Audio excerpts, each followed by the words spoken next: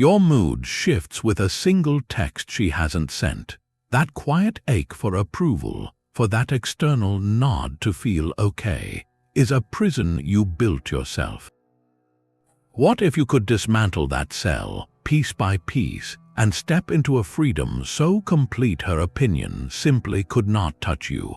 That is the promise of an ancient philosophy called Stoicism. It is not about suppressing feeling, but about building an unshakable inner strength.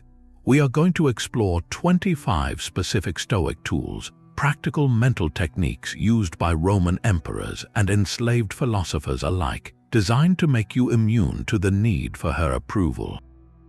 You will learn how to transform perceived rejection into fuel, how to find unshakable calm in criticism, and how to anchor your worth in something no one can ever take away. We will uncover how a simple pause can disarm neediness and why remembering your own death is the ultimate liberation from seeking permission to live. This is a toolkit for reclaiming your peace. Which of these ancient strategies feels most urgent for your life right now? The first and most powerful tool in this entire philosophy is called the dichotomy of control. Its power lies in a single, brutal question: what is truly yours to command? The Stoics drew a line in the sand of your mind. On one side, placed squarely within your control, are your own judgments, your intentions, your desires, and the actions you choose to take right now. Everything else, and this is the crucial part, everything else belongs on the other side. The weather, the traffic, the past, the future, and yes, the opinions, actions, and feelings of other people, including her. Her approval, her smile, her text, her criticism, these are not on your side of the line. They never were. Think of yourself as the captain of a ship. Your absolute control extends to the helm, to adjusting the sails, to the course you plot. You are in charge of your own vessel, but you do not control the ocean. You do not command the storm, the wind, or the waves. A foolish captain exhausts himself screaming at the sea, begging for calm. A wise captain focuses all his energy and skill on steering his ship, no matter what the weather brings. Her approval is like the weather. It is external. It is a condition you sail through, not a destination you can force into being. Applying this tool is a moment-by-moment mental shift. When you feel that anxious pull, that need to check your phone or tailor your words to win her favor, you pause, you ask the question, is this within my control? Her reaction is not. Your honesty, your integrity, your choice to act with virtue, that is yours. This immediate refocus is liberating. It disarms the need for approval by making it irrelevant to your primary task, which is steering your own character. You stop trying to calm the ocean and start becoming a better captain.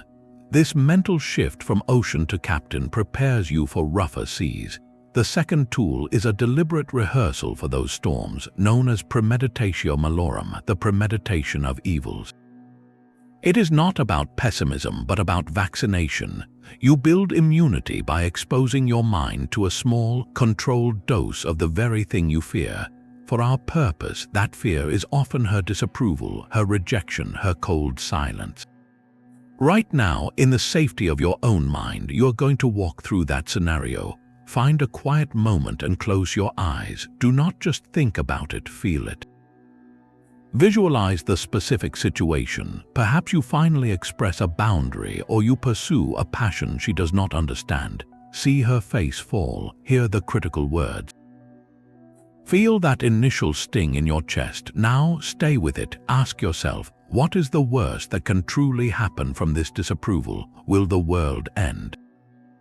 Will you cease to be you? Then, crucially, see yourself responding not with neediness or panic, but with calm acceptance. Watch yourself breathe, acknowledge her perspective without adopting it, and continue with your chosen action rooted in your own values. You are rehearsing your own composure. The Roman philosopher Seneca was exiled by the Emperor Claudius, a devastating professional and social rejection. Yet he wrote that exile brought him clarity because he had long contemplated the possibility of losing everything Rome offered.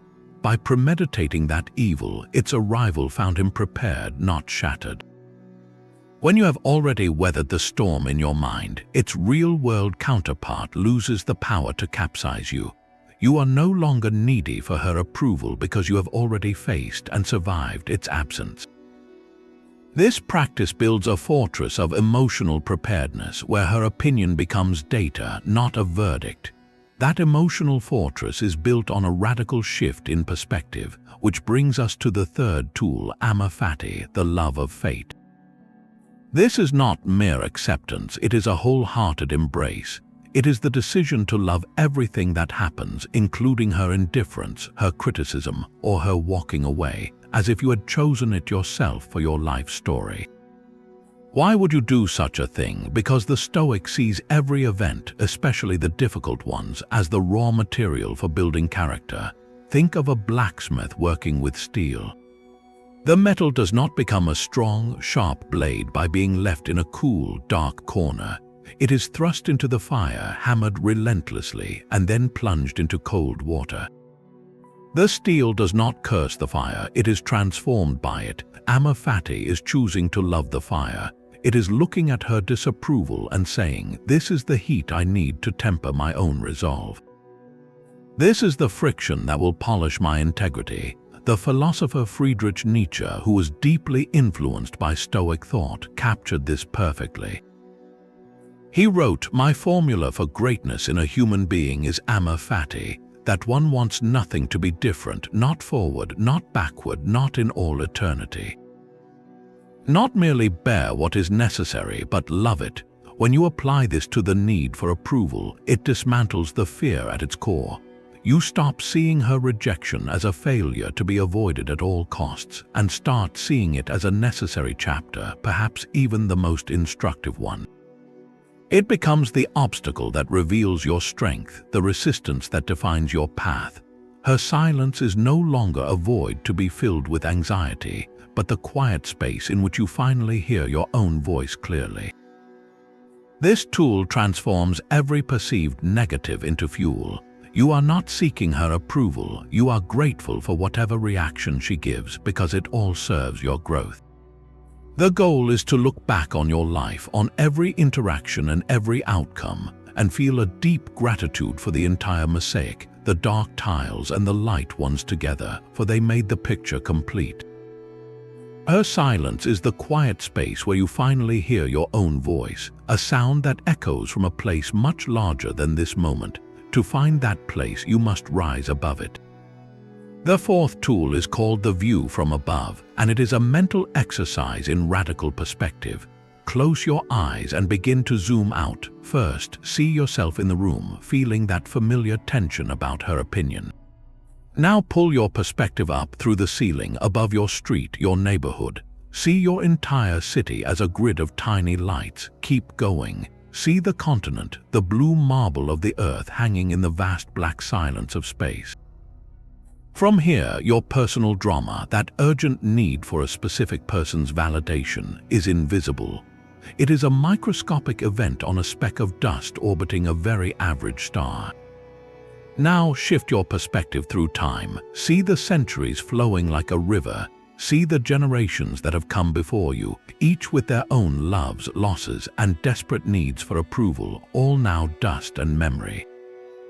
See the generations that will come after, who will never know your name or your heartache. This is not meant to make your feelings seem trivial, but to place them in their true context. The urgency you feel, the weight of her judgment, is a product of a very close, tight focus. The view from above loosens that grip. It asks a profound question. In the face of cosmic scale and the relentless flow of time, how much power should one person's opinion truly hold over your peace? Visualize Earth from space, a fragile, beautiful sphere with no borders drawn on it. Your life is a single, brief flicker of light on that sphere. Does it make sense to spend that flicker anxiously waiting for a text? This tool shrinks the ego's demands by revealing the breathtaking scale of reality. That argument you replayed 10 times in your head, that clever remark you hoped would impress her, it all dissolves into the grand, silent narrative of existence. You return to ground level carrying that expanded view. The need for her approval now feels like a small object you are clutching too tightly, and you can simply choose to open your hand. That cosmic view returns you to the quiet of your own room, where the most practical tool of all awaits. A blank page is a battlefield for your mind, and the nightly discipline of journaling was the Emperor Marcus Aurelius's chosen weapon.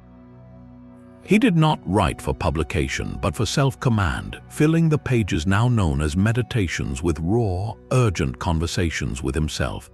His empire spanned continents, yet each night he confronted his own fears, irritations, and temptations on paper. You can wield this same tool to disarm your need for her approval. The process is simple but profound. Each evening, take a notebook and ask 3 questions.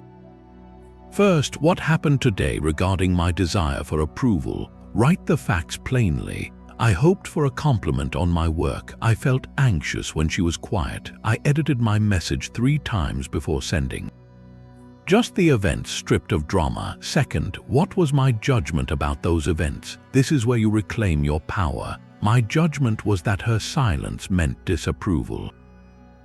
My judgment was that my worth depended on her reaction. See the judgment for what it is, your own interpretation, not an unchangeable truth. Third, and most importantly, how could I have used Stoic principles today? Here you rewrite the script. I could have remembered the dichotomy of control. Her reaction is not mine to command, my honesty is. I could have practiced amor fati, embracing her quiet as an opportunity to find my own validation. This nightly audit accomplishes 2 vital things. It creates a space between the event and your emotion, allowing you to observe your own mind at work, like a scientist studying a fascinating reaction. And it transforms vague anxiety into specific, addressable patterns. You see the recurring story you tell yourself that you are not enough without her signal. By writing it down, you externalize the noise, and on the page, its power diminishes. Your journal becomes a record not of her actions, but of your growing mastery over your reactions. It is in this honest self-conversation that you find a clarity no amount of reassurance from another person can ever provide.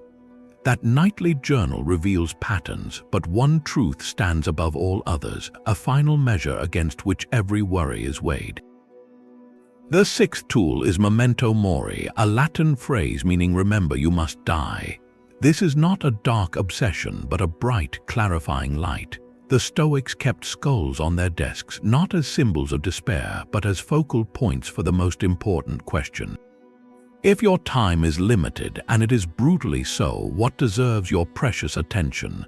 Place your current anxiety about her approval next to that truth.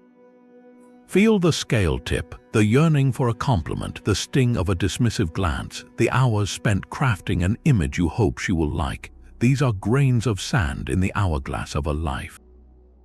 Remembering your mortality does not diminish your experiences. It intensifies them by stripping away everything that is trivial. It asks you, if you learned your life ended tomorrow, would you spend today seeking her permission to exist? The Emperor Marcus Aurelius wrote to himself, "You could leave life right now. Let that determine what you do and say and think. Let that determine." This is the ultimate filter. It fuels a profound urgency, not for frantic achievement, but for immediate integrity. It pushes you to live virtuously now, to speak your truth now, to act in alignment with your principles now, because a hypothetical future where you are finally approved of is a luxury you cannot guarantee. Visualize an ancient memento mori painting, a beautiful figure beside a skull, or an hourglass with the sand steadily falling. That image is not a threat, it is a liberation. It frees you from living for tomorrow's validation and anchors you fiercely in today's authentic action. Her opinion shifts from a central concern to a passing whisper in a cathedral of time. When you remember the clock is always ticking, you stop wasting its ticks waiting for someone else to tell you you are enough. You simply decide that you are, and you get on with the vital work of living. That decision to live fully, to stop waiting for permission, requires a muscle most of us have let atrophy. To strengthen it, you must willingly step into the cold. The seventh tool is practicing voluntary discomfort. This is the conscious, deliberate choice to forego a comfort, to embrace a small hardship, not as a punishment but as training. You take a cold shower when a hot one is easily available. You skip a meal and sit with the hunger. You choose the simpler outfit, take the longer walk, or turn off the entertainment for an evening of quiet. Why would anyone do this? It is an immunization shot for your soul. Each time you voluntarily endure a minor discomfort, you send a powerful message to your deepest self. You prove through direct experience that your well-being, your core stability, does not depend on perfect external conditions. If you can be okay, even centered, while cold or hungry or bored, then you have just dismantled a link in the chain of neediness. How does this connect to her approval? Her validation is simply another form of external comfort, a psychological warmth we crave. By regularly proving to yourself that you can thrive without physical comforts, you build the foundational resilience to thrive without that psychological comfort too. You become less vulnerable to the chilling effect of her disapproval because you have already chosen to stand in the cold and found yourself unbroken. The Roman senator Cato the Younger was legendary for this. In an age of immense wealth and decadence, he often walked barefoot in the rain, wore only the plainest toga, and ate the most basic food. He was not poor, he was practicing. He was ensuring that his happiness and his moral compass were never held hostage by luxury or popular opinion. When you forego the warm blanket of constant comfort, you discover the durable warmth of your own inner fortitude. Start small tomorrow. Let the shower run cold for the final 30 seconds. Feel the shock, then feel your breath steady, your mind accept it. In that moment, you are not a victim of circumstance, you are its commander. That same strength will be there when you choose to speak your truth, regardless of whether it receives a warm reception. You are teaching your nervous system that discomfort is not an emergency, but a teacher. And in that lesson, you find a freedom no approval can ever grant. That inner fortitude you build in the cold shower is a quiet strength, but it must be deployed in the heat of the moment. The eighth tool is your instant access defense, the Stoic pause. Imagine your mind has a gate. For most of us, that gate is left wide open, letting every external event rush straight in to trigger an immediate, often emotional reaction. A critical comment enters and instantly sparks defensiveness. A withheld approval enters and instantly triggers anxiety. The Stoic pause is the practice of stationing a guard at that gate. Its sole job is to insert one deliberate moment of space between the thing that happens and the thing you do next. When she says something that feels dismissive, or when you notice the craving for her praise, the guard raises a hand. Stop. In that sacred, silent space of a single breath, you reclaim your sovereignty. You are no longer a puppet jerked by external strings. You become the observer, the decider. This pause is where reason gets a chance to speak before emotion runs the whole show. It is the difference between a knee-jerk people-pleasing agreement just to regain her favor and a considered, virtuous response that aligns with your character. The Roman Emperor Marcus Aurelius described this power perfectly. He wrote, "Our actions may be impeded, but there can be no impeding our intentions or our dispositions." Because we can accommodate and adapt, the mind adapts and converts to its own purposes the obstacle to our acting. The impediment to action advances action. What stands in the way becomes the way. Her criticism is the impediment. The pause is where you convert it. Instead of that criticism becoming a command that makes you shrink, it becomes data for you to consider with calm clarity. Is there truth here I can use to grow, or is this simply her perspective which I can acknowledge without adopting? The pause allows you to choose. A simple technique to enact this is the 4-count breath. The moment you feel the trigger, you stop everything. Inhale slowly for a count of 4. Hold that breath for a count of 4. Exhale completely for a count of 4. Hold the emptiness for a count of 4. That is all it takes. In those 16 counts, the chemical surge of emotion begins to subside, and the higher faculties of your mind come back online.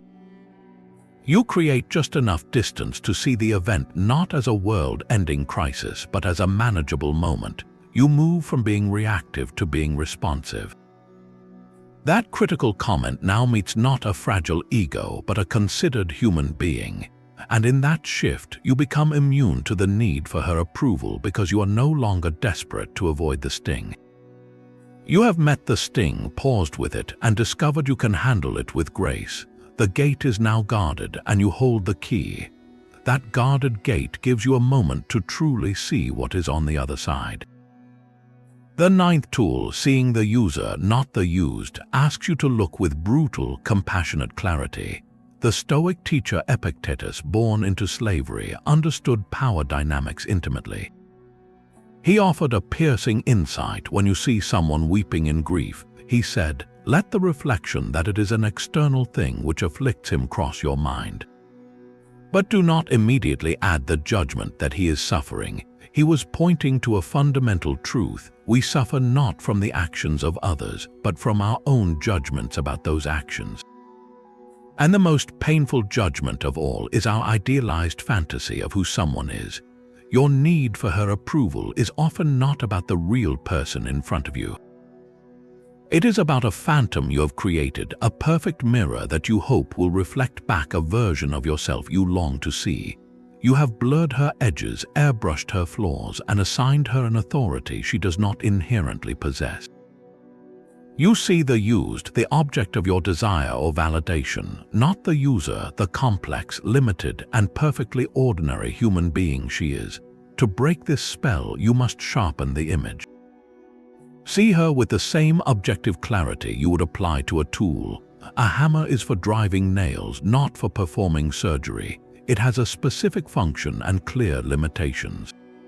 Now see her. She is a person with her own history, her own wounds, her own biases, her own limited perspective shaped by experiences you may never know. She has bad days, she projects her insecurities, she is influenced by mood and fatigue. Her approval or disapproval is not a divine verdict, it is the output of this complex, imperfect internal system. Visualize that blurred, glowing portrait of her in your mind. Now watch as it sharpens into focus, revealing the realistic, imperfect picture. The slight frown line of her own worry, the distracted glance, the very human need for validation she herself carries. This is not an act of cynicism, but of profound respect for reality. Idealization is a form of objectification. It places a burden on another person to be your source of wholeness. When you see the user, the weight of her opinion naturally lightens. You would not anxiously await a hammer's opinion on your carpentry. You would use it for its purpose or set it aside if it was not the right tool for the job. Her perspective becomes one data point among many, filtered through the lens of her humanity, not the final word on your worth. This clear-eyed seeing is the ultimate disenchantment, and from it springs a quiet, unshakable freedom. You are no longer a subject begging for a queen's favor. You are one sovereign soul recognizing another. Seeing another soul clearly reveals your own deepest attachments. The 10th tool asks you to examine them, to master the art of contentment with less. This is the practice of ascesis, a Greek term meaning disciplined training. It is the conscious cultivation of simplicity, not as a life of poverty, but as a life of freedom. The Stoics observed a direct link between our material and social appetites and our emotional fragility. The more you believe you need to have, the more you believe you need to be seen as having, and the more vulnerable you become to the opinions that confer that status. When your sense of worth is tied to a luxury car, a prestigious job title, or a curated social media image, you hand over immense power to the people who can approve or dismiss those things. You become a perpetual salesperson hustling for validation of your chosen props. Seneca, the wealthy advisor to an emperor, wrote extensively on this danger from inside the palace walls. In his letters, he warned that riches enslave us far more than chains ever could.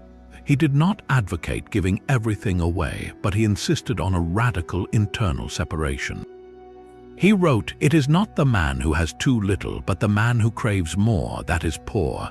The goal is to distinguish with surgical precision between wants and needs." You need nourishment, shelter, human connection. You want a gourmet meal, a designer home, her admiration. The want is not evil, but believing the want is a need is a trap. It makes your contentment conditional on external acquisition, including the acquisition of her approval. Training in contentment with less is a direct assault on that conditioning. Start with something small and material. For 1 week, do not buy anything that is not a genuine necessity. Feel the itch of desire for that new gadget or piece of clothing, and instead of scratching it, simply observe the itch. Notice how it passes. You are proving to yourself that your peace is not held hostage by that object. Now apply the same discipline to your emotional and social wants. The want for her constant attention, for public praise, for social proof. See these as the same category as wants, not needs. By repeatedly choosing to be content with less external noise, less social fanfare, you are doing a profound piece of inner work. You are retraining your nervous system to find its baseline of okayness, not in the next dopamine hit of validation, but in the quiet sufficiency of your own breath, your own principles, your own simple presence. You build an inner abundance that makes outer lack irrelevant. When you know you can be perfectly content with a simple meal, a quiet evening, and your own company, her approval shifts from a necessity to a pleasant bonus. You are no longer a beggar at the banquet of other people's opinions. You are a guest who brought his own feast. That inner abundance is your true home, a place no opinion can storm. To fortify its walls, you need 2 final, masterful tools that work in perfect unison. The first is objective judgment, known in Greek as hypolepsis. This is the discipline of seeing things as they are, not as your fears or hopes label them. It is a mental stripping away. An event happens, she gives you a cold look, or she does not reply to your message. The raw, objective fact is simply this: her facial muscles moved in a certain pattern, or her phone did not receive a notification from you. That is all. Everything else, the story that she is angry with you, that you have failed, that this is a catastrophe, that is your judgment layered on top of the bare event. The Stoics called these layered judgments impressions, and they taught that suffering comes not from the first bare impression, but from our ascent to the dramatic story we then tell about it. Your task is to pause and dissect the moment. See the cold look. Now, separate the fact from the fiction. The fact is a look. The fiction is that it means your worth is diminished. The fact is silence. The fiction is that it is a punishment. By practicing this, you drain the emotional poison from the event. Chinese letter is not good or bad in itself. It is a neutral fact, like a cloud passing in front of the sun. Your peace depends on your ability to see it as just that, a passing weather pattern, not a permanent winter declared upon your soul. This clear seeing builds the materials for your ultimate defense, the inner citadel. This powerful concept from Marcus Aurelius imagines your true self as a fortified fortress at the center of your being. Its walls are not made of stone, but of your reasoned choices and your commitment to virtue. Its gates are guarded by your objective judgments. Inside this citadel, you are sovereign. The noises of the outside world, the shouts of praise and the whispers of criticism, cannot penetrate these walls unless you willingly open the gate and let them in. Think of it this way: you are the commander of this fortress. Her approval is a delegation from a foreign kingdom. They arrive at your gates with gifts and flattering words. You can choose to receive them in your courtyard, thank them for their gifts, but you never, ever let them into your central command tower. Your command tower is where your core values reside, your sense of purpose, your self-respect. Similarly, her disapproval is an angry mob outside the walls. They may shout insults, throw rocks against the stone, but from within your citadel, their noise is distant, muffled. It cannot harm you unless you abandon your post, swing the gates open, and run out to argue with them on their terms. Your safety, your peace, your very identity is secured within. Every time you practice objective judgment, you are adding another solid block to those towering walls. Every time you choose virtue over popularity, you are reinforcing the gate. You are building a place of retreat that is always available, a sanctuary where your worth is not up for debate. The slings and arrows of outrageous fortune, as Shakespeare later phrased it, simply bounce off the battlements. You watch them fall away, and from your high tower, you see the entire landscape of your life with calm clarity. The need for her approval then becomes a curious relic, like an old weapon you once thought you needed, now rusting quietly outside the walls of a fortress that is finally and forever complete. The fortress of your inner citadel is not built on random stones but on 3 master blueprints. These are the core disciplines of Stoicism, a complete operating system for the soul. They are the discipline of desire, the discipline of action, and the discipline of assent. Together, they form a comprehensive toolkit that systematically dismantles the architecture of your need for her approval. First, the discipline of desire. This is the radical retraining of what you want. Most of us desire outcomes, her affection, her praise, a specific result that dangles just outside our control. This discipline asks you to redirect that powerful energy. Train yourself to desire only one thing, to act with virtue.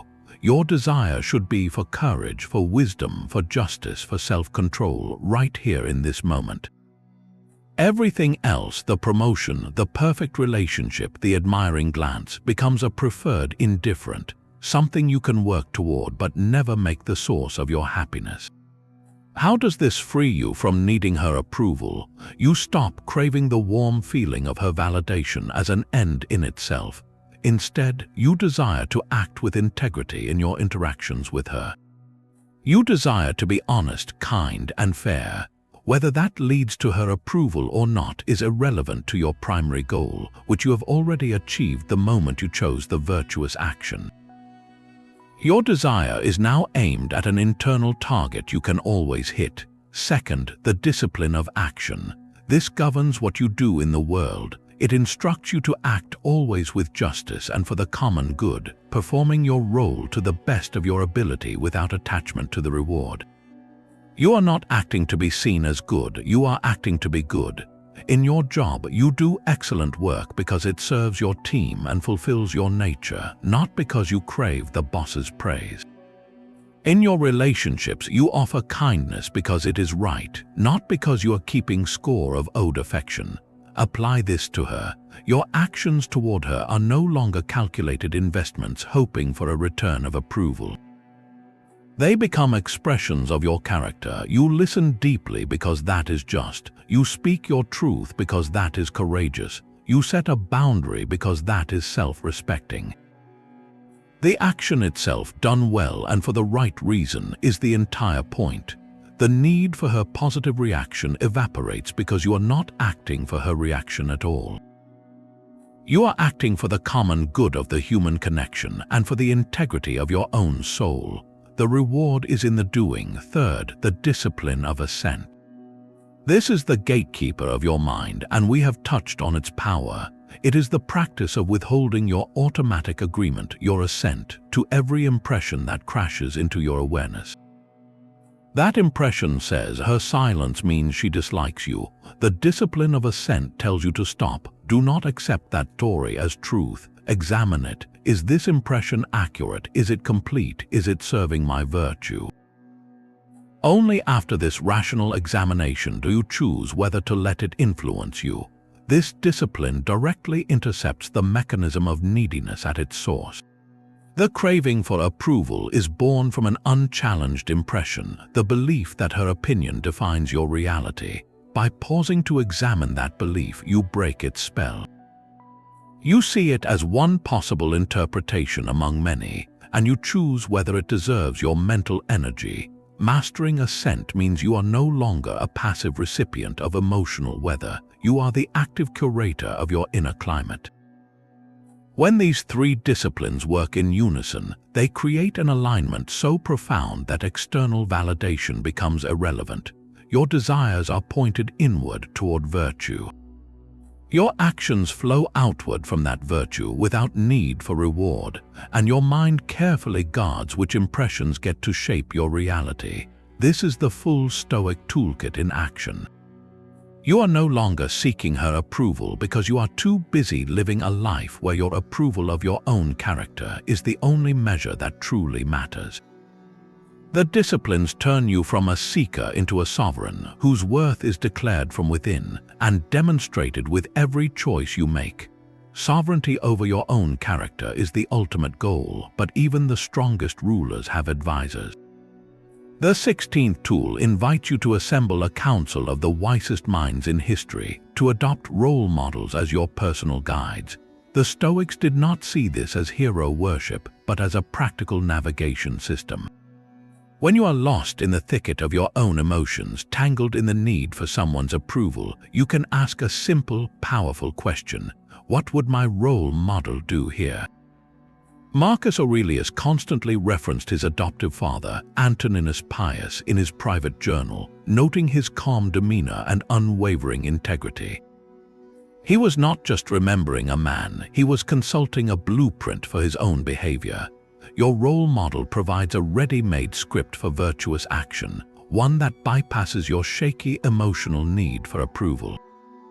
So who sits on this council? The classics offer profound examples. Socrates, who chose to drink hemlock rather than betray his philosophical mission for the approval of the Athenian state. Cato the Younger, whose commitment to principle was so absolute that even his political enemies respected his integrity. Or the hypothetical Stoic sage, the ideal of perfect wisdom and virtue, a north star to steer by even if you never fully reach it. But this is not about ancient history alone. Ask yourself, what would Marcus Aurelius do if he were ignored? He would likely observe the event with objective judgment, recognize the other person's action as outside his control, and return his focus to his own duty. He would not waste a single ounce of his soul begging for attention. By mentally stepping into the sandals of your chosen exemplar, you gain instant perspective. Your small personal drama is lifted into the arena of human greatness. That slight you felt shrinks when viewed through the eyes of someone who faced exile or death with equanimity. To make this tool tangible, create your own Stoic board.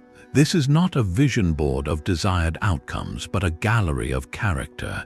It could be a digital folder, a page in your journal, or actual images on a wall. Include figures who embody the traits you wish to cultivate, not for their fame but for their fortitude. A scientist who persisted through failure, an artist who remained true to a unique vision despite criticism. A family member who demonstrated quiet resilience. When you face a moment where you are tempted to twist yourself for approval, look at that board, channel their imagined response. This practice externalizes your own higher self, giving it a face and a story. You are no longer a lonely individual craving validation. You are an apprentice in a grand lineage of unwavering character. Her approval becomes irrelevant because you are now playing a different game entirely, measured by a much older and more enduring standard. Your council of role models offers a blueprint, but the true test comes when the blueprint meets the wrecking ball. The 17th tool is the alchemy of adversity, known as turning obstacles upside down. This is the active, muscular application of the Stoic belief that the impediment to action advances action. What stands in the way becomes the way. It is the decision to not merely endure her disapproval, indifference, or criticism, but to actively convert it into the very fuel for your progress. Think of a windmill on a wide plain. It does not curse the opposing wind. It does not beg for calm breezes. Its entire design is to take that raw, opposing force and transform it into useful energy, into grinding grain or pumping water. The obstacle is not a stop sign. It is the source of power. Your task is to become that windmill. Her cold disapproval is a stiff, harsh wind. Instead of letting it chill you to the bone, you can use it. That wind is now the perfect condition to practice the virtue of patience. Can you remain steady and kind when met with coldness? Her indifference is a dead calm. This is your opportunity to cultivate the virtue of self-reliance. Can you find your own motivation, your own joy, without her attention as the catalyst? Her sharp criticism is a gale force wind. This tests the virtue of your resolve. Will you bend and break, or will you use that pressure to strengthen your core convictions? The Stoic teacher Epictetus, who began his life as a slave, embodied this principle in the most extreme circumstances. His master, a wealthy freedman, once twisted his leg as a punishment. Epictetus, with remarkable calm, warned him, "You will break it." The leg was broken. Rather than collapsing into bitterness, Epictetus reportedly said, "Did I not tell you so?" This was not sarcasm, but a profound demonstration of turning the obstacle upside down. The physical bondage and brutality of slavery were the opposing winds of his life. He could not control them, but he could control what he did with them. He used that very opposition, that total lack of external freedom, as the raw material to forge an inner freedom so absolute it became legendary. His master owned his body, but Epictetus, through this mental alchemy, owned his mind, his judgments, and his character. He turned the obstacle of slavery into the fuel for his philosophy, a philosophy of unshakable inner liberty. Apply this now. She gives you the silent treatment. The old script screams that you must fix it, appease her, regain favor. The Stoic windmill asks a different question. How can this silence serve my growth? It is the perfect environment to practice self-validation. It is the quiet space to hear my own thoughts without the filter of her reaction. It is the chance to prove my peace does not depend on her noise. Her criticism of your ambition feels like a personal attack. Turn it upside down. That criticism is now a whetstone. It is giving you the friction needed to sharpen your own clarity. Does this ambition align with my deepest values, or was it partly for show? Her disapproval becomes a mirror, not showing you your inadequacy, but reflecting back the exact areas where your own self-approval needs to be strengthened. This tool transforms you from a victim of circumstance into an active agent of your own development. Nothing she does can truly harm you, because you hold the power to convert every action into a lesson, every obstacle into an advantage. The wind will always blow. The question is no longer whether you will get the favorable wind, but whether you have built windmills in your mind. That windmill stands not in isolation, but within a vast and breathing landscape. Your need for her approval often stems from a feeling of being alone, a solitary figure under a harsh spotlight. The 18th tool, sympatheia, shatters that illusion by revealing the profound truth of interconnectedness. This Stoic concept teaches that you are not a separate island, but a vital thread woven into a single, living fabric of humanity and the natural world. Your thoughts, your actions, your very breath are part of a cosmic symphony. When you feel the sting of her disregard, it is because you have narrowed your focus to a single, discordant note and forgotten the entire piece of music.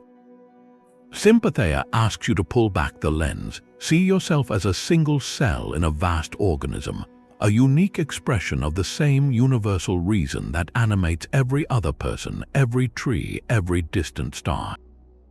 Her opinion is then just one cell's chemical signal to another, not a decree from a separate universe. This perspective is deeply humbling in the most liberating way. It shrinks your ego's drama by placing it within an awe-inspiring context. Visualize the intricate web of a neural network, each glowing connection representing a relationship, an influence, a shared fragment of experience. Or picture a dense rainforest ecosystem where the health of the towering canopy depends on the fungi beneath the soil, and the breath of the animal is the exhalation of the plant. You are both the forest and a single leaf upon it. How does this disarm your need for approval? First, it makes her opinion less personal. Her reaction flows from her own place in the web, shaped by her history, her wounds, her limited perspective, just as yours is. She is not a god passing judgment from on high, but another leaf on the same tree, trembling in the same wind. This naturally fosters compassion for her and for yourself. The hurt you feel is not a unique punishment, but a universal human experience, a shared vulnerability in the grand network. Second, it redefines your worth. Your value is no longer contingent on one thread's tension, but is inherent in your very existence as part of the whole. A neuron does not beg for approval from the synapse next to it. It simply fires, contributing its unique signal to the network's intelligence. You contribute your character, your actions, your presence. By focusing on your role within the interconnected whole, your mission shifts from seeking one person's validation to living in harmony with the larger system. Are you adding kindness, integrity, and reason to the network, or are you generating needless noise and friction? This tool transforms a personal slight into a philosophical reminder.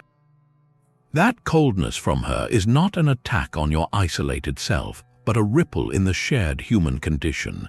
Your response can either amplify that ripple into a wave of resentment, or you can absorb it with understanding and let it dissipate, choosing instead to send out a new ripple of calm and virtue into the web. Your peace becomes a contribution to the whole. When you feel small and hurt, remember you are not small, you are connected. And in that vast, beautiful tapestry, the approval of a single thread, while pleasant, could never be the measure of the cloth's strength or beauty. You are part of something so much larger, and that belonging is the only approval you will ever truly need. That interconnected web is a beautiful truth, but its threads are not permanent. The 19th tool is a deliberate, sobering practice called practicing ingratitude. This sounds shocking, even wrong. We are taught to be grateful, and Stoicism itself champions gratitude for life's gifts. But this specific exercise is different. It is a periodic, conscious reflection on the fickle, transient nature of all external things, including the approval of people you cherish. You sit down and you remind yourself clearly and without drama that everything you currently enjoy from the outside world can be taken away.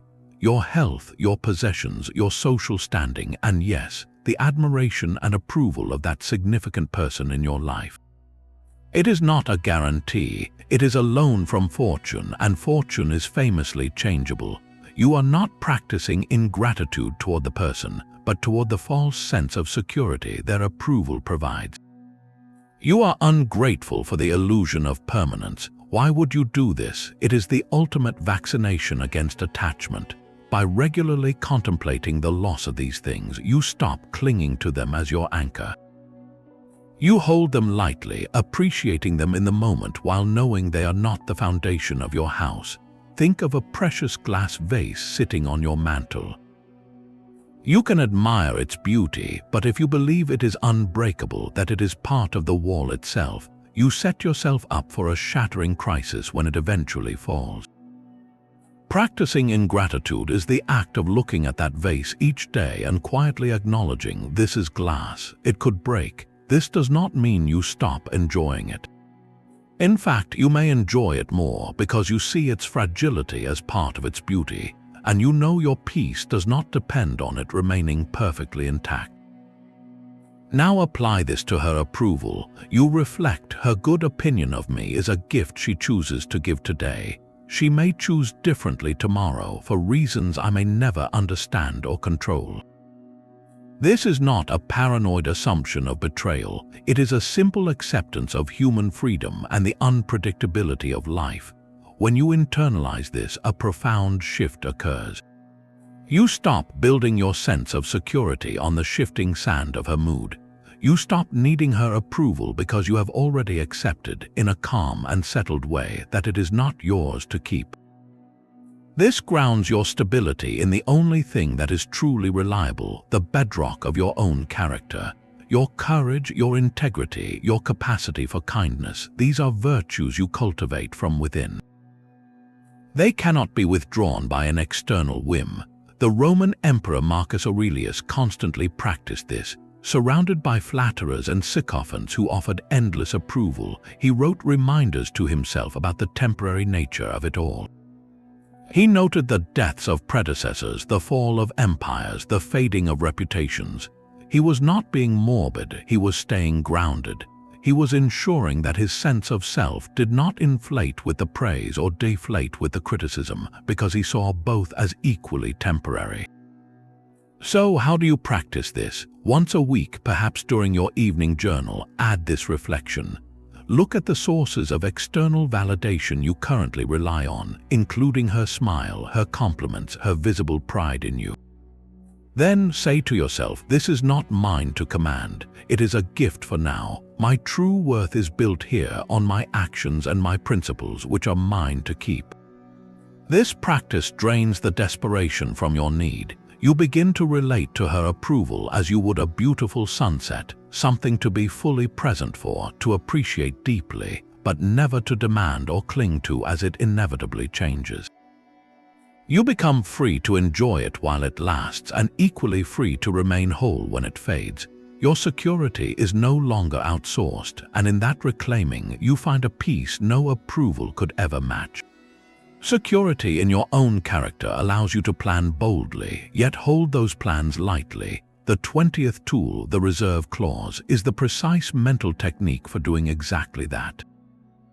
It is a simple addition to any intention you set, a quiet phrase you tag onto your ambitions, especially those involving other people's hearts. You decide to ask her out on a date, to express a vulnerable feeling, to share a creative project hoping for her praise. In your mind, as you form the plan, you add the clause, fate permitting, or if nothing prevents it. This is not a verbal disclaimer you say aloud. It is an internal framing device that changes everything. It immediately acknowledges the vast landscape of variables outside your command. You are committing fully to the action, to doing your part with courage and clarity, while simultaneously releasing your grip on the specific outcome you desire. The action is yours, the result belongs to the universe. Think of a farmer planting seeds in spring. He does so with hope, skill, and diligence. He prepares the soil, chooses the best seeds, waters the rows. His internal reserve clause is nature permitting. He does not command the rain, he cannot outlaw the late frost, he cannot force the sun to shine. He invests his effort while holding the harvest loosely in his mind. This mental posture prevents two toxic extremes, apathy and attachment. Without the reserve clause, you either do not plant the seed for fear of a failed harvest, or you become so fixated on a perfect yield that a single drought devastates your entire sense of self. The reserve clause allows you to plant bravely. You ask her out, you have done your part, you have been clear and respectful. The clause, fate permitting, already contains within it the peaceful acceptance of a no. It was always a possibility. Her approval was never a guaranteed crop. It was one potential weather pattern in a season of many.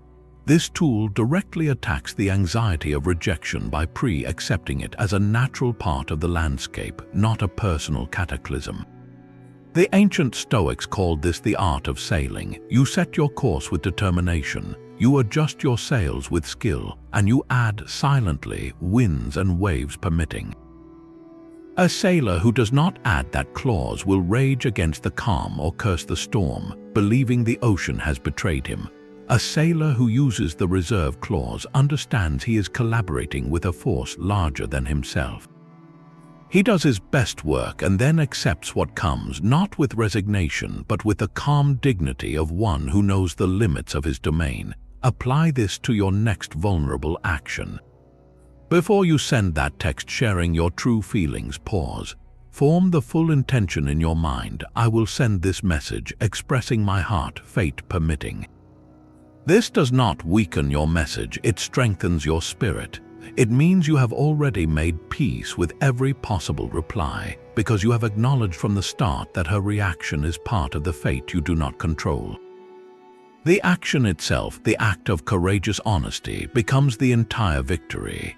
The outcome is merely the weather that follows the planting. You are freed from the need for her specific approval because you have already accepted all possible responses as part of the permissible, unfathomable flow of life. Your worth remains anchored in the bravery of the attempt, not the volatility of the result. You become like the farmer who can look at a storm-damaged field and say, "I did my part well." The rest was not mine to command, and in that acceptance you find not disappointment but an unshakable and quiet pride. That quiet pride in your own effort points to a final, revolutionary truth. The 21st tool is the cornerstone of the entire Stoic system, the radical idea that character is the sole good.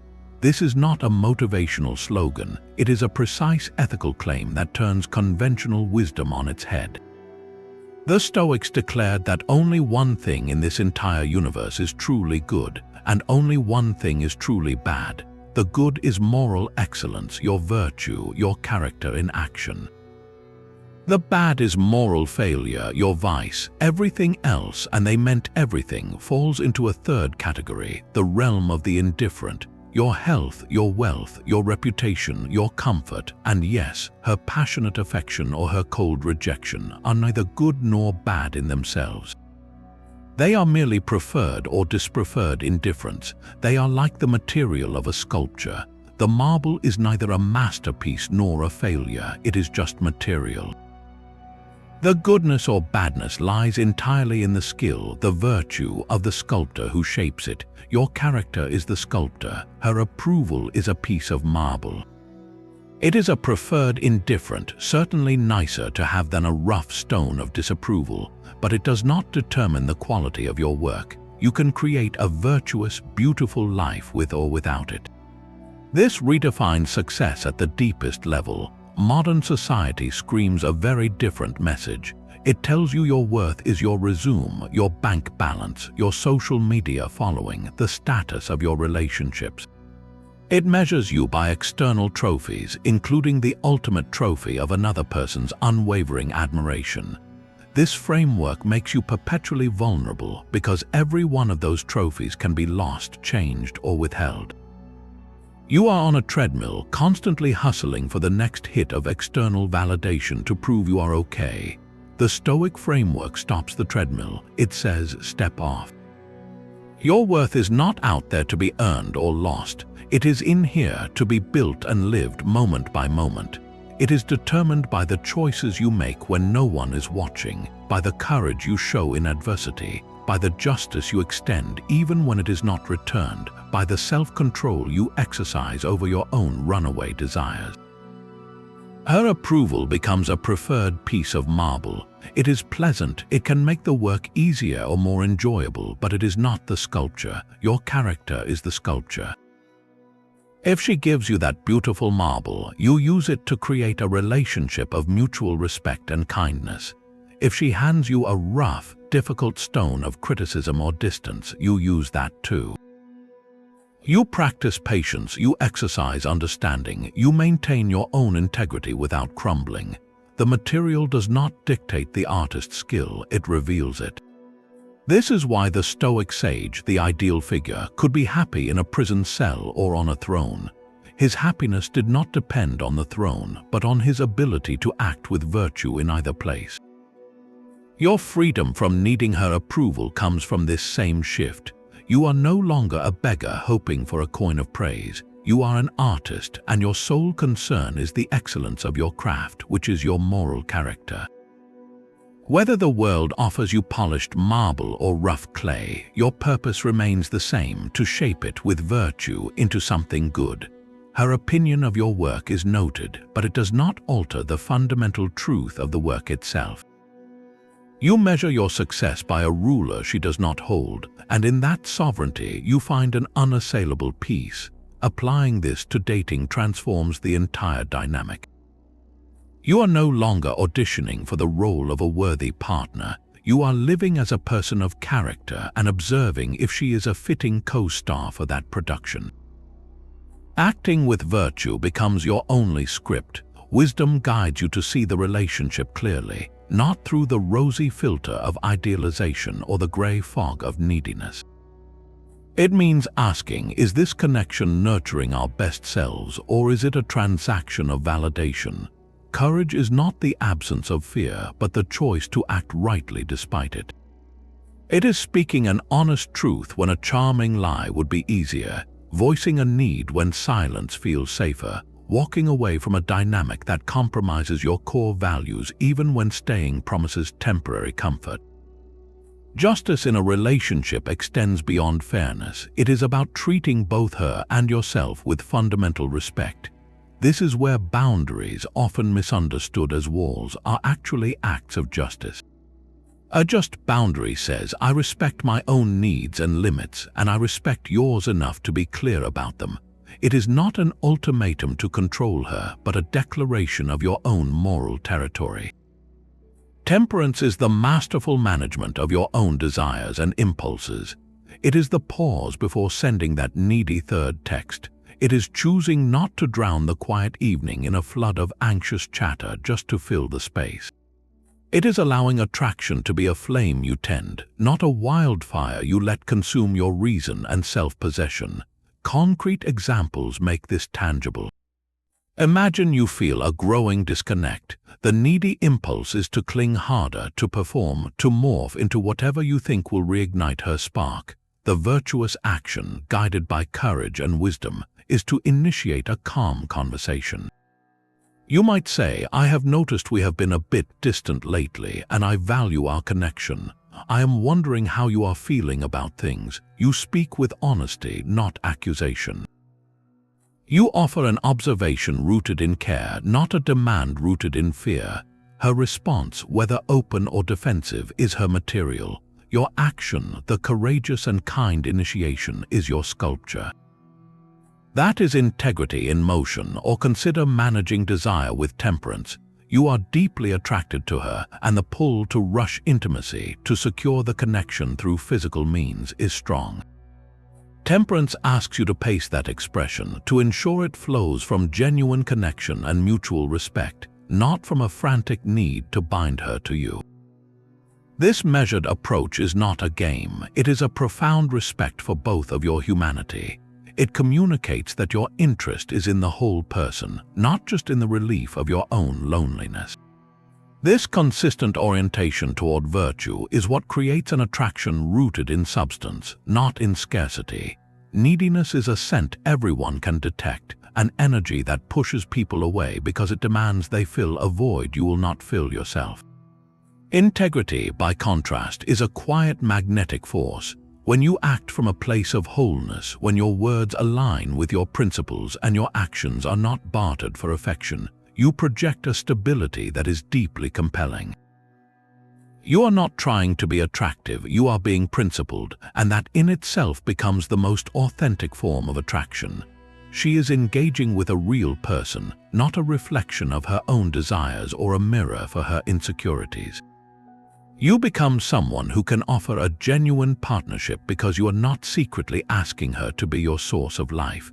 You are already living your own. The beautiful paradox is this: by releasing the desperate need for her approval through virtuous action, you often become the kind of person whose approval she herself begins to value.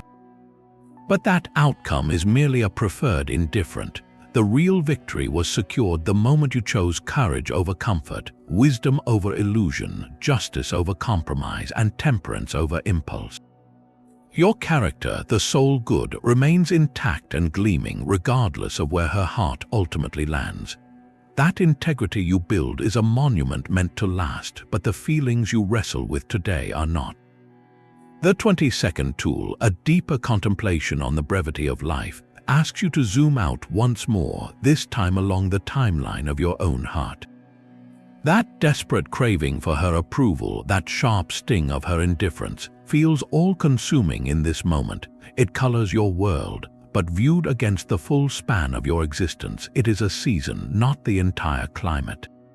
This intense desire is a temporary passion, a storm that will exhaust its own energy. Your life and hers are journeys moving toward the same horizon. This perspective is not meant to cheapen your feelings, but to place them in a container of patience. Knowing this too shall pass grants you the detachment to endure it with grace, not the desperation to control it. The Roman philosopher Seneca, in his piercing essay on the shortness of life, wrote that we are not given a short life, but we make it short by wasting it on trivial anxieties and misplaced passions. He observed how we squander our precious hours chasing the approval of people we will not even remember in decades to come. Visualize the intense green of a summer leaf, believing its vibrancy is eternal. Then watch as autumn arrives, turning it gold, then brown, before it gently detaches and returns to the earth. That leaf was real, its color was vivid, but its season had a natural end. Your current emotional state is that leaf. The approval you seek is the sun of that particular summer. It feels vital, but the earth keeps turning, bringing new seasons of growth, loss, and quiet renewal within you. Imagine watching sand pour through an hourglass. Each grain is a moment of anxiety, a rehearsed conversation, a hopeful glance at your phone. See them falling, accumulating into a mound of spent time at the bottom. Now ask, is this the mound I wish to build? This tool fosters a gentle detachment, a kind of emotional patience. When you feel that familiar ache, you can step back and whisper to yourself, this is a passing weather in my soul. I can feel this fully without believing it is forever. It allows you to sit with the discomfort without needing to frantically resolve it, because you know resolution, one way or another, is already written into the flow of time. Her power to disrupt your peace is loaned to her by your own belief in the permanence of this moment. When you remember nothing is permanent, you take that power back. You can engage with her, care for her, even love her without the clinging fear that her next mood will determine your lasting happiness. You are walking together through a very large, very old forest. This current path, whether smooth or tangled, is just one part of the trek. The forest and your journey through it is so much larger than today's clearing or thorny patch. This long view cultivates a profound calm. It means you can risk honesty because a temporary conflict is not a final catastrophe.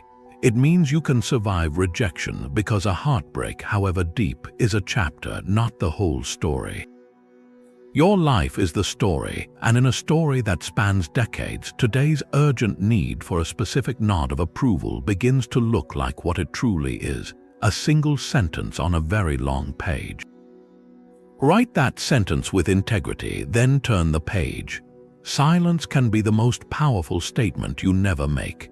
The 23rd tool applies voluntary discomfort directly to your social interactions, a deliberate practice of self-denial in speech.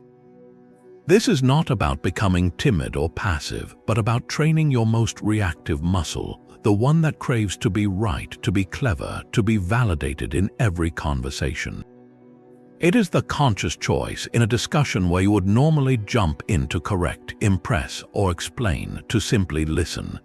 It is biting back the witty retort designed to win a laugh, withholding the unsolicited opinion meant to showcase your intelligence, or surrendering the compulsive need to have the definitive last word.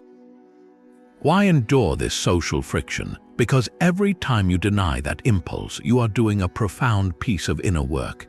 You are proving to yourself through direct experience that your worth and your identity are not contingent on the sound of your own voice being approved of by others. You build the muscle of internal validation by starving the need for external applause. In that quiet space of observation, you become a student of the moment rather than a performer in it.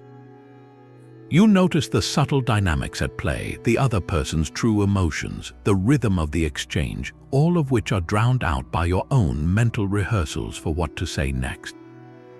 This practice is a masterclass in the Stoic virtue of temperance, which is self-control and moderation. Temperance is not just about food or drink, it is about governing your impulses, including the impulse to constantly assert your presence. By tempering your speech, you exercise sovereignty over your social anxiety and your ego's hunger for center stage. Imagine a typical scenario. You are in a group and someone makes a statement you know is factually incorrect.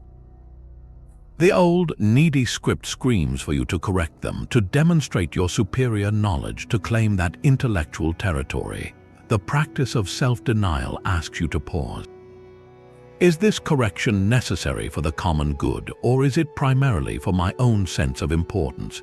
If it is the latter, you choose silence, you allow the error to stand. In that allowing, you might feel a small tremor of irrelevance, a fear that others will now see you as less intelligent. Sit with that tremor, let it pass. You will discover a remarkable truth: the world does not end. Your value does not evaporate. You remain whole and intact on the other side of that uncorrected fact. Another potent exercise is to go an entire evening asking only questions, making no declarative statements about yourself unless directly asked. Feel the urge to pivot every conversation back to your own experience, to share that story you know will get a good reaction. Instead, turn the light fully onto the other person. This is not manipulation, it is disciplined curiosity. It trains you to find fulfillment in connection and understanding rather than in being seen as interesting. Each time you succeed, you weaken the chain that binds your self-esteem to the approval of your audience. Your inner citadel grows quieter and stronger because you are no longer outsourcing its defense to every passing conversation. You learn that you can be present, engaged, and valuable even when your voice is still. This cultivated silence is not empty, it is full of power. It is the space where you hear your own thoughts clearly, untangled from the noise of performance. And from that quiet center, when you do choose to speak, your words will carry a weight and authenticity that no amount of clever posturing could ever achieve. That cultivated silence leaves space for a deeper truth about everything we seem to own. The 24th tool is a linguistic shift that rewires your entire experience of heartache, reframing loss as return. This comes from the teachings of Epictetus, who offered a simple, devastating piece of advice for when something you cherish is taken away. When a loved one dies, when a possession breaks, when a friendship ends, do not say to yourself, "I have lost it." Instead, say, "I have given it back." This is not a game of semantics, it is a correction of a fundamental error in perception. You see, the Stoics believed you never truly own any external thing, not your health, not your wealth, and certainly not another person's affection or approval. These are merely on loan to you from the universe or from nature for an indeterminate amount of time. To believe you own them is to set yourself up for a theft that never actually occurs because you were never the rightful owner in the first place. You were the grateful custodian. Apply this to the approval you seek from her. When she offers it, when her eyes light up with admiration or her words affirm you, see it clearly for what it is, a beautiful, temporary gift. Enjoy it fully, appreciate the giver, but do not engrave your name on it and place it in your mental vault as a permanent asset. Then, when that approval is withdrawn, when her tone cools or her attention drifts, the old, painful story screams, "I have lost her approval." The reframing tool asks you to speak a different, quieter truth. I have given it back, I have returned the gift, it was never mine to keep. Her good opinion was always hers to bestow and hers to withdraw. You were simply its temporary holder. This mental move accomplishes something extraordinary. It replaces the narrative of victimhood with one of graceful closure. Loss feels like a violation, a hole torn in your world. Return feels like the completion of a natural cycle, like returning a library book you enjoyed or a borrowed tool to a neighbor. There is no violation, only the respectful conclusion of a loan. The sting of rejection is largely the sting of perceived theft, the outrage that something you believed was yours has been taken. When you realize nothing was taken, only returned, the outrage has nowhere to land. Imagine a close friend lends you a priceless, beloved violin for a year so you can learn to play. You care for it, you create music with it, it brings you immense joy. At the year's end, your friend, for reasons of their own, asks for its return. Would you scream that you have lost a violin? Would you collapse in grief as if it were stolen? No, you would feel a pang of sadness, certainly, but you would return it with gratitude for the time you had with it. You understood the terms from the beginning. Her approval is that violin. You never purchased it. You never earned permanent ownership. It was a gift on loan.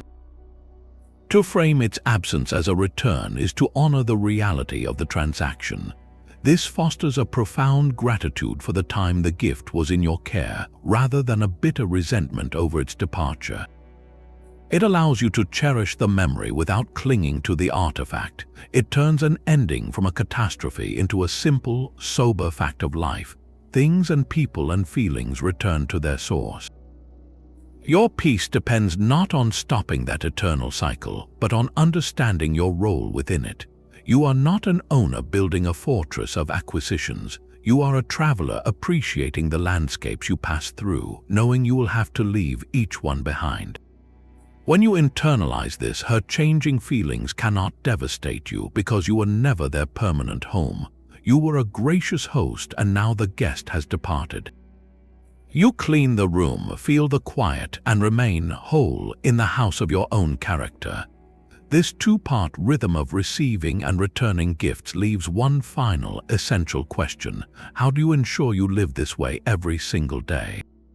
The 25th and final tool is the operational system that makes all the others work, the combined practice of the daily review and preparation. This is not two separate acts, but a single, continuous loop of mental hygiene, a morning and evening ritual that wires Stoicism directly into your nervous system.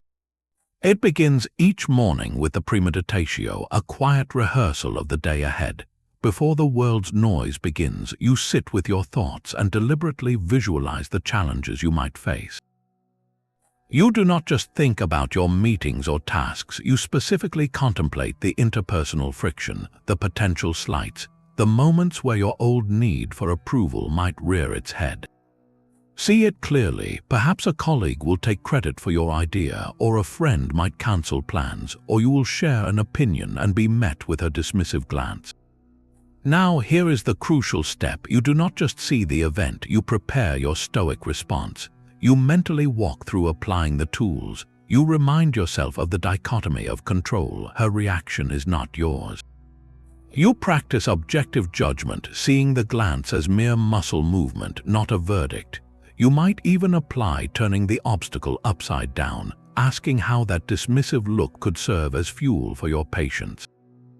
This is not negative thinking, it is strategic inoculation. You are exposing your mind to a weakened strain of the virus, her potential disapproval, and programming your immune system, your virtues, to respond effectively. You are building mental muscle memory so that when the moment arrives, you do not have to think. You can simply act from a place of trained composure. Then, as the day closes, you complete the loop with the evening review, your journal. This is where you conduct an honest audit, not of her actions, but of your own performance. You look back at those exact moments you visualized. Where did you succeed? Perhaps you felt the sting of a criticism, but used the Stoic pause and responded with calm clarity instead of defensiveness. Write that down and feel the quiet pride of a skill practiced well. More importantly, where did you falter? Did you find yourself editing a text 5 times, hoping for a specific tone of reply? Note it without self-judgment, see it as data, then apply the tools in retrospect. How could you have used the view from above in that moment? How might practicing voluntary discomfort have strengthened your resolve beforehand? This nightly review is not self-punishment, it is the feedback mechanism that turns experience into wisdom. Together, this morning preparation and evening review form a self-sustaining engine for growth. The morning ritual sets your intention and primes your tools. The evening ritual sharpens those tools based on real-world use. It transforms Stoicism from a philosophy you think about into a physiology you live by. Immunity to approval is not a permanent state you achieve and forget. It is a daily habit you cultivate through this consistent, gentle discipline. You are the craftsman of your own character, and these 2 sessions are your daily workshop, where you inspect your materials in the morning and assess your craftsmanship at night. Over time, this loop tightens. The gap between your triggered feeling and your virtuous response shrinks. The need for external validation, once a roaring fire, dwindles to a pilot light you barely notice because you are constantly fueling the stronger, steadier flame of your own principled action. This is how freedom is built, not in a single grand gesture, but in the quiet, daily return to your own inner workshop, where you are both the student and the master, forever learning, forever refining, forever becoming a little more immune to the weather outside the walls of your unshakable self. That daily workshop is where theory becomes your lived reality, but you do not need to carry all 25 tools with you every single day. Think of this not as a final exam, but as building your own personalized toolkit. Right now, ask yourself which 3 to 5 of these strategies struck a chord where you felt a quiet click of recognition. Was it the immediate relief of the Stoic pause, that one breath of space before reacting, or the cosmic perspective of the view from above, shrinking your anxiety to its true size? Perhaps it was the raw practicality of the daily review, or the mental toughness of practicing voluntary discomfort. Your current struggle holds the answer. If you are paralyzed by the fear of her rejection, then premeditatio malorum and the reserve clause might be your core drills. If you are exhausted from people-pleasing, then self-denial in speech and seeing the user, not the used, could be your focus. This selection is your first act of sovereignty. Choose the tools that feel most urgent for the walls you are currently building. Now make them impossible to ignore. Create a simple cheat sheet. Write those 3 to 5 tool names on a physical note card for your desk or as a note on your phone's lock screen. Beside each, jot a one-sentence reminder of its essence. For the dichotomy of control, you might write, her reaction is the weather, my integrity is the helm. For amor fati, you could put, love the fire, it tempers the steel. This is not about memorization, it is about creating a visual trigger in moments of weakness. Your phone pings, and before you unlock it to anxiously check for her message, your lock screen reminds you, view from above. You take that single second to zoom out, and the compulsive urge loses its grip. Stoicism is a gym for the mind, not a library of ideas. Knowing all 25 principles theoretically is worthless compared to the consistent daily practice of just 3. Strength is built through repetition, not through intellectual appreciation. Commit to living with your chosen tools for 1 week. In the morning, during your preparation, scan your cheat sheet and visualize using them. In the evening, during your review, hold yourself accountable. Did I use my reserve clause today when I shared my idea? How did it change my emotional investment in the outcome? This focused practice turns philosophy into physiology, rewiring your neural pathways through deliberate action. By week's end, these tools will begin to feel less like tools and more like natural reflexes, an integrated part of who you are becoming. The entire list was a menu, but your life is the meal. You do not eat the entire menu, you select the nourishment you need right now, so start there. Build your own kit, keep it close, and begin the real work. The immunity you seek is forged in these small, consistent acts of choosing your character over your craving, one practiced tool at a time. The real power of this journey lies not in the number of tools, but in the single, unshakable truth they all point toward. Your peace, your worth, your resilience, these are not external treasures to be discovered in someone else's eyes. They are an inner architecture you build with your own hands, one reasoned choice at a time. We have walked through 25 ancient strategies, from the foundational dichotomy of control to the daily discipline of review, each one a brick in the wall of your own inner citadel. They are not about becoming emotionless or cold, but about becoming free. Free from the exhausting hustle for validation, free from the roller coaster of another's changing mood, free to live from a center of gravity that is yours alone. This is the ultimate shift from seeking permission to live to granting it to yourself. The tools are merely the means. The end is a sovereignty so complete that her approval, or anyone's, becomes a pleasant observation, not a necessary condition for your happiness. That sovereignty begins with a single, manageable step. Do not feel you must master all 25 at once. That is the old pattern of seeking a perfect outcome. Start instead with one. Perhaps it is the Stoic pause, that 4-count breath before you react, reclaiming just a moment of space. Or maybe it is the simple act of journaling tonight, asking those 3 honest questions about your day. Choose the tool that whispered to you most clearly. The goal is not perfection, but practice. Each time you pause instead of panic, each time you write down your judgment instead of being ruled by it, you are laying another stone in your foundation. You are proving to yourself through action that you are the source of your own strength. This is how immunity is built, not in a grand declaration, but in these quiet, daily acts of self-command. So here is your call to action, your final instruction from the Stoic workshop. Build your inner citadel so strong that no opinion, however cherished, can ever besiege your peace. Let that be your life's work. The world will always have its weather, its praise, and its criticism. Your task is not to control the storm, but to become the unshakable shelter within it. You now have the blueprints, the materials are your choices, the construction begins now. In the comments below, tell me which one tool will you try first. Share your commitment and let's support each other in this practice. If you found this guidance valuable, subscribe for more practical philosophy that turns ancient wisdom into everyday strength. Your journey toward unshakable freedom starts with your very next breath.